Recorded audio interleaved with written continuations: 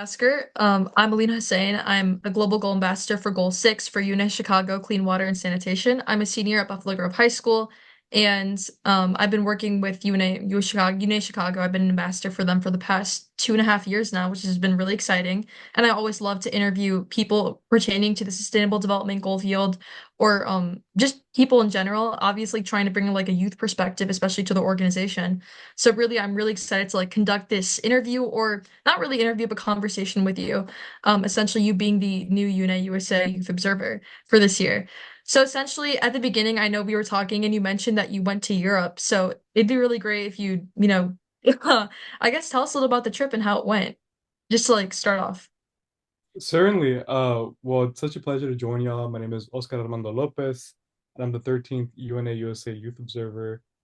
This past week, I was in Rome, Italy, attending the World Food Forum, which is a conference organized by the United Nations FAO that's focused on everything within the food policy sphere. So everything from uh, making sure that we're working towards expanding access to food, especially for areas that are affected by food deserts, to also exploring how we could have more sustainable agricultural practices and also elevate the importance of indigenous knowledge when thinking about creating a more equitable and sustainable agricultural sector. So it really was amazing. And I think what I really appreciated for my time there was seeing how much young people were centered in the conversations that were being had at this forum. I mean, young people were really included, and I believe that, and I'm sure we'll touch on this throughout the conversation, but I believe that if we're really going to accomplish and complete the SDGs and create a better future, then we must make sure that we're elevating the voices of young people within these spaces. Yeah. No, that's pretty amazing that you touch on the youth, especially the youth impact while you were there in Europe, especially at a conference itself. Like to give you some perspective, for me, I actually lived in DC for the past 6 months last semester, serving as a US Senate page, and I met with kids all over the country. Like I'm talking my roommates, like I think one of them were from Nebraska, another one was from Colorado, another one from Mississippi.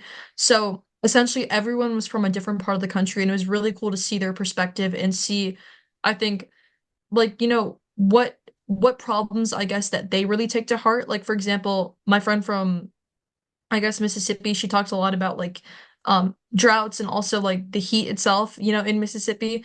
And well, for example, us in Chicago, I was telling her about like how we're number one in lead pipes. And especially our water crisis is really bad. But the really cool thing that I want to touch on is that I heard that you're from not heard, I read that you're from Laredo, Texas, I believe. Yes, Yes. I was born and raised in Laredo, a city that's right on the border in South Texas. Yeah, no, that's really cool because a kid from the program actually, his name was Emmanuel. I'm not gonna obviously say his full name, but he was from Laredo, Texas as well, and he gave me so much perspective, I think, on it because especially he was really into debate and he especially, I think, out of all of us were really into like politics and really talking about it throughout the program. And he often talked about like the huge water crisis in Laredo, Texas, as well as I guess like he touched on that, it's sustainable development issues. And he talked about like how excited he was to, be in DC especially and, get to see different parts of the country. But I guess like if we were to go to your upbringing in Laredo, Texas, because like I personally I'm pretty curious to know more about it. Really like what was your upbringing like in Laredo? What did you see from an early age? Like stuff like that, essentially. Certainly. So I mean, like you mentioned, I was born and raised in Laredo, Texas, which is a community that's right on the U.S.-Mexico border in South Texas. And it's a community that has a really beautiful binational culture, where a lot of people in the city share a very similar background of either them or their families moving to the U.S., hoping to create a better future for their descendants. But in my own family that immigrated from Mexico and from Honduras, but it's a city that's unfortunately had its fair share of issues these past few years. So back in 2017, there was, or 2016 rather, there's a report that showed that Laredo was the worst connected city in the U.S., with about a third of people lacking access to an at-home internet, broadband internet connection. Further, apart from that, major parts of the city are categorized as food deserts. And then earlier this year, a state report showed that the Rio Grande, which is our only source of water, is in danger of drying up by 2040. We had, unfortunately, over 15 people pass away last year due to extreme heat. And then even just these past few weeks, our city's been under a boil water notice because there have been traces of E. coli found in our water system. And so people haven't been able to use their tap water. Obviously, I've been talking a lot with my family about what their experience is now that I'm back home. Uh, I'm working with them to try to figure out how to um, live under these situations. But I think I say these things because obviously, when it comes to climate action and digital equity and food security, these are all topics that are often talked about at the UN and are obviously issues that are um, looking to be addressed through the SDGs. But for me, when I think about completing the SDGs by 2030, I feel an extra sense of urgency because for me, a lot of these issues are very personal. And it's a difference between the survival of my community um, or the destruction of my community. And so I think one, I really feel strongly in my role in the importance of elevating the voices of those with lived experience in these policy areas, especially when it comes to creating solutions for these issues. But also, I think that oftentimes it's those from communities that are experiencing these issues, but are still communities that have oftentimes been forgotten, whose voices more than ever need to be heard, need to be included. And so I come into this role, and I come into these uh, conferences and U.S. spaces with this extra sense of urgency for the need for us to not only solve these challenges, but to create a more equitable international system to ensure that we're including all voices as we hope to address these issues and many others. Yeah, I really admire your sense of urgency, especially I think towards all the work that you've been doing, and especially how I think personally you've taken living in Laredo, Texas. I'm sorry if I'm butchering the name, by the way.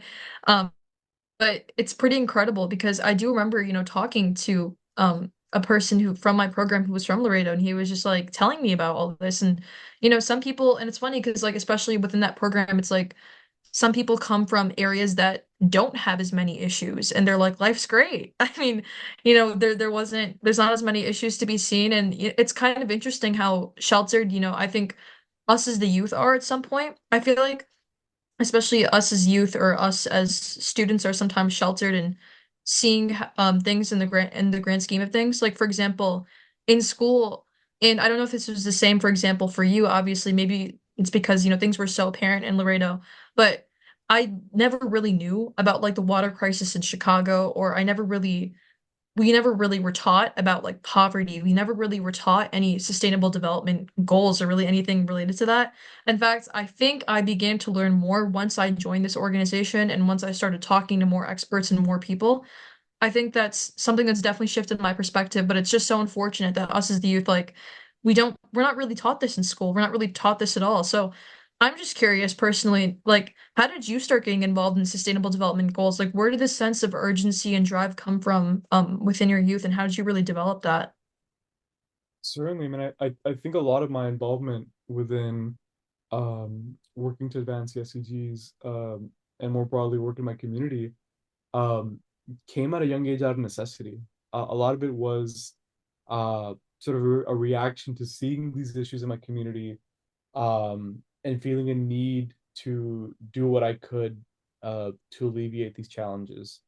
So I often say that a lot of my work, whether it was like in college or professionally, has in one way or another been connected to trying to solve an issue that I've seen in my hometown, in my community. And I think what really also inspired this work early on was seeing the amazing work that other young people were doing in my community. I think that uh, my experience in my community, and I think it's an experience that is true for uh, the country at large, is that a lot of the uh, innovative and forward-thinking work that's been done to solve these issues and to advance the SDGs has been led by young people. And I think that's what really excites me about my role is that the more that I meet with young people and hear their stories, the more I'm inspired about the work that young people are doing. And I think I oftentimes say that, you know, what really for me is inspiring is that when I see young people who, despite recognizing the vast array of challenges we face in our world, still feel that they can have and the sort of audacity to feel hope, to believe that a better world is possible. That inspires me. And I think that reinvigorates me in my work. And I think now we're really seeing that through the work that was done at the Summit for the Future or the Summit of the Future, and as we saw sort of enshrined within Pact for the Future and the Declaration on Future Generations, the UN is really doubling down on a commitment towards elevating young voices in these spaces. So I think my message sort of to many leaders as I've been meeting them is look towards young people. If you want to know, how we create a future that's more equitable, that's more sustainable, that's more inclusive, a future that we could really be proud to dream about having, look to the work that young people are doing and let's follow suit. Yeah. No, I think that was extremely well said. I mean, as a young person myself, I really appreciate, you extending us and, giving us hope and giving us that voice. I think that's something that's really important. And especially I think really, especially post-COVID, I kind of, or even during COVID, I kind of saw this, I think, social boom online of, people starting to talk about climate change, people starting to talk about race relations, people starting to open up about these different issues that are really crucial to our society, and especially using social media as like a tool almost to spread more awareness and to spread, I guess, more hope and more education to really streamline that to the youth. But really going to the youth itself, what would you say, for example, to students or people who are younger who maybe aren't that involved in sustainable development goals, don't really know too much about it, and um, yeah, I just like, what would you say to them? Just like out of curiosity. I think the biggest message I have for young people is that um, there is a space and a part for everyone to play in the work that we must do to advance the SDGs. I think, and I really do mean it, that if we are to really accomplish these goals, we have to make sure that we're including everybody at the table. And I think for some young people, right, they uh, feel as though these institutions like the UN uh, are sort of unreachable or might never be interested in hearing their voices, or that they might never have the opportunity to have uh, their stories be heard in these institutions. And I think, for me in my role, I hope to really break down any barriers that might be present. I really see myself as trying as much as I can to be the bridge between young people and the UN. And for me, that looks like ensuring that I'm engaging with young people from communities that maybe have never um, been engaged with by UN entities or those in the UN space. I think it's also reminding young people that a lot of the work that we need to do in order to accomplish these goals uh, happens locally. And I think, nat sort of it's sort of a commitment to not only reminding yourself of your community and the needs in your community, but doubling down on the need to really do what you can in your neighborhood to make it better. Do what you can in your own community to make it better. And so for me, in my experience, that meant doing a lot of work locally, um, to ensure that no matter what I did, I never forgot sort of the needs that were back at home, and finding ways to connect that more generally to the work that needed to be done for the SDGs. But I think overall, I mean, I really think at its core, right, the central message is that there's a place for every young person in this work. Um, and if anything, I think none of it will be possible without the work of young people and the inclusion of young people. Uh, so it's not so much there's a place for you if you like. It's a we urgently need you to be involved. Please come and help us make a better world. Um, that was a great response, and I absolutely agree. I mean, us as young people, there's definitely that sense of urgency and that sense of drive. And I really appreciate that, you stepping into this role, like how excited you are. I can see the excitement. of, boosting up younger people and especially boosting up the youth community. And I can definitely see that's a core value that, you definitely will be holding throughout this year. But really, when kind of going back, I actually read about this, I think in your bio, like I saw a little bit about it. It's this, I think, project that you did earlier on, or I don't know if it's still ongoing, but I was wondering like if you could elaborate on it. It's specifically in Laredo's water issues. I believe it's called El Rio Es Vida, maybe. The coalition forums. I thought that was pretty cool. I kind of like skimmed a few articles, but if you would, could you maybe like tell us more about that? Certainly. So like I mentioned a bit earlier, unfortunately, my community, saw earlier this year from a state report, and we'd heard some earlier reports from local scientists last year that due to climate change, our only source of water, the Rio Grande, a river that flows through our community, is in danger of drying up. And with it, obviously, we lose our only source of water, and so do many other border communities that rely on it. Um, and obviously, seeing this report, for me and for many others in my community, was very scary, and I think really gave us a great sense of urgency to do something about it.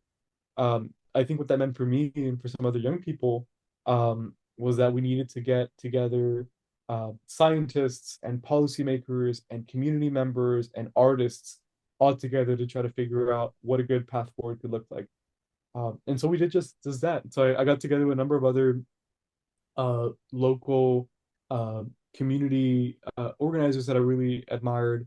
And we formed what we ended up calling the Rio es Vida Coalition, which translates to the River is Life Coalition, which brought together all these people with the sole goal of figuring out what we could do to ensure that we don't face a future where our community doesn't have any access to water.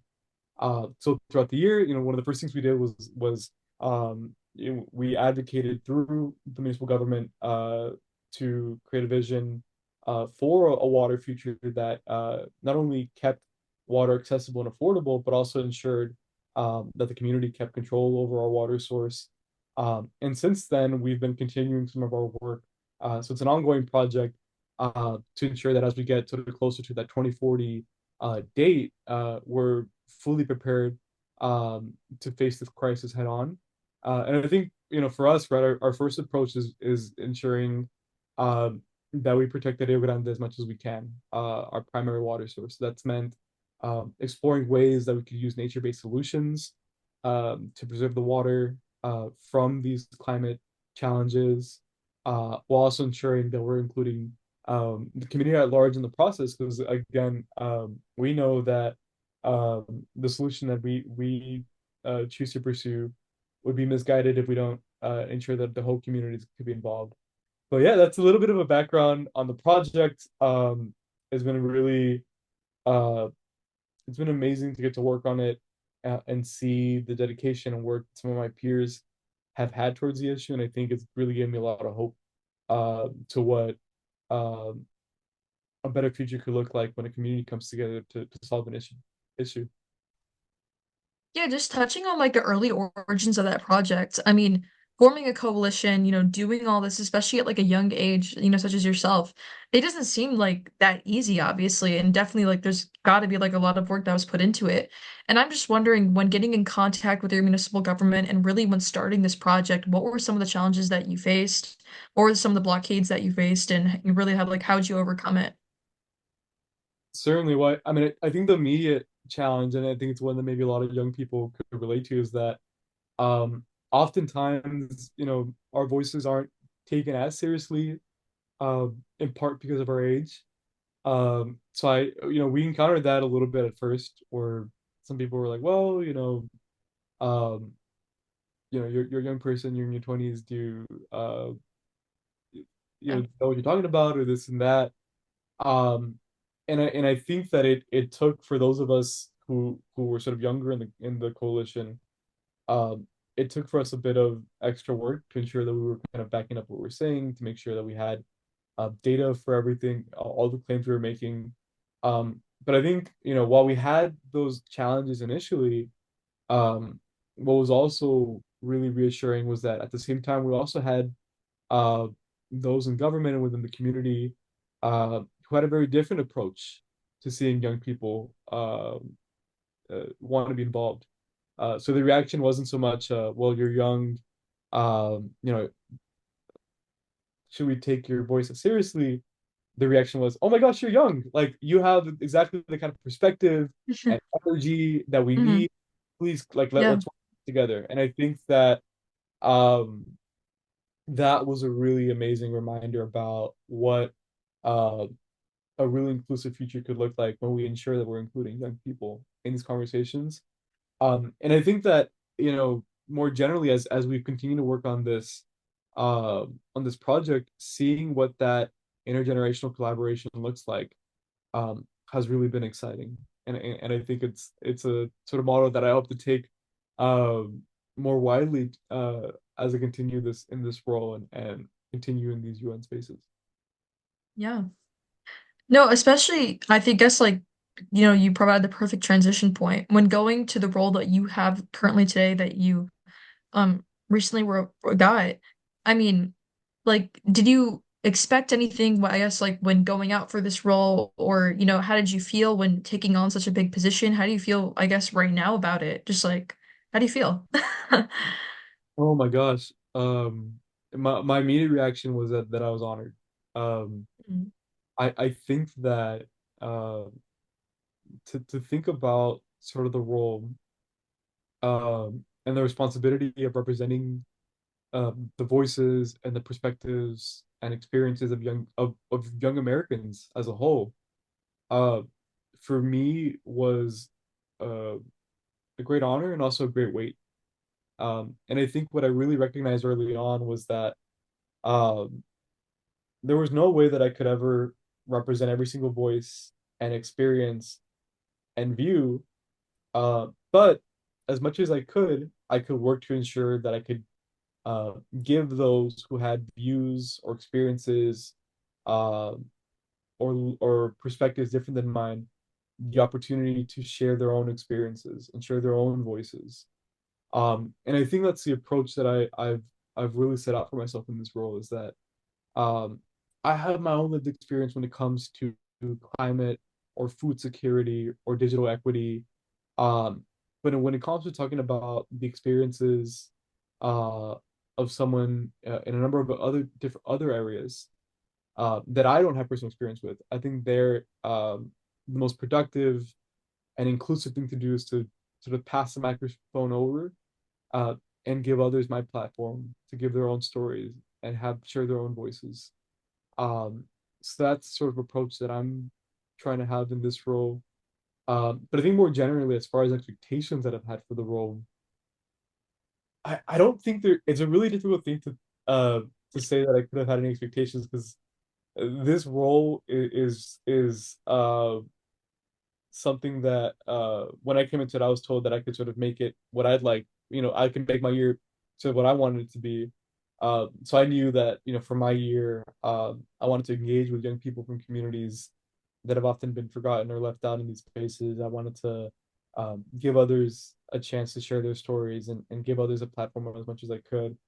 And I think the one expectation that I had was maybe for myself, and it was that I only have a year, so I got to get to work as much as I can and do as much as I can with that year. And so now, as I'm about 2 months into it, I'm sort of continuing to try to remind myself to keep running and keep doing as much as I can. But I think I've, if anything, been really excited and honored to meet uh, with so many young people who are doing amazing work, um, who are doing incredible things in their communities. And my hope is that as much as I can in this role, I could support that work and be as much of a resource. Yeah, and I think that perfectly goes to what are you really hoping, I guess, to get out of this role, not just for yourself, but what are your goals like of what to achieve for this role? And it's perfectly fine, I guess, if you don't have like everything obviously envisioned already out right now. I mean, who would? But really, like, what are your goals and like what are you really hoping like from this role? I guess, stepping into it. There's a number of things that I want to accomplish, maybe more than enough. I think we could spend a whole hour like, talking about like the sort of list of things that I really You know, want to I could tell from the urgency. Yeah, which is do. amazing. Yeah, I think the things that really come top of mind. One, I really hope that by the end of my term, um, I could help create a system that better engages with young people and also includes young people meaningfully in decision-making processes. I also hope to really, sort of move things forward when it comes to climate action and digital equity and human rights and food security, ensuring that globally we're doing all we can to address these issues as fast as we can. I think as well, you know, if by the end of my term I could sort of look back and see that I've done all that I could to create a system that is more inclusive of all voices, especially those from marginalized communities and communities that maybe have never in the past been engaged with um, by those in this space. Uh, if I could create, for lack of a better term, a more open UN, and if I could show young people that regardless of what their background is, regardless of where they live, that there is a place for them and their voice at the United Nations. I think I'd be really, really happy with my term. Yeah. No, I mean that's incredible. I'm really excited to see especially where you go. I'm so glad that I got, this early interview with you and I just can't wait to see you flourish and I really can't wait to, see it all happen. But I guess as like a last posing thought, what advice would you give to the youth of today who are looking for a better tomorrow? I think that the best advice I could give you is that um, community work is oftentimes hard, in part because you don't always experience wins. If anything, you experience more losses than wins. And the path towards accomplishing uh, good policy or a concrete solution for a challenge in your community is often one that's lined with a number of setbacks.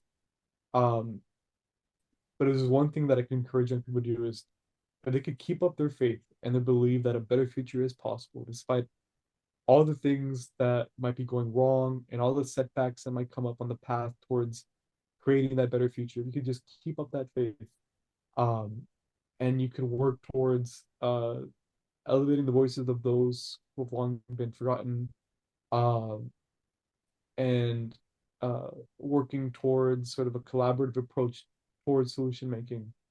Then I really genuinely believe that a better world, the kind that we oftentimes talk about and dream about, really is possible. And I think in just the 2 short months that I've been in this role, as I've seen the amazing work that other young people are doing, as I've talked to young people, as I've heard their stories, um, I am as hopeful as ever that better world, that more inclusive world, that more sustainable world really is possible. Oh. All right, yeah, thank you so much for your time. I really appreciate you answering all my questions, especially us going back and forth like this, but I think it was really truly amazing to get insight as from a UNA USA youth observer this early in their role. And I really can't wait to see what you do with all of it. And I truly can't wait to see you flourish. But yeah, thank you so much for your time. Thank Yeah. you. Thank you so much for having me. Take care.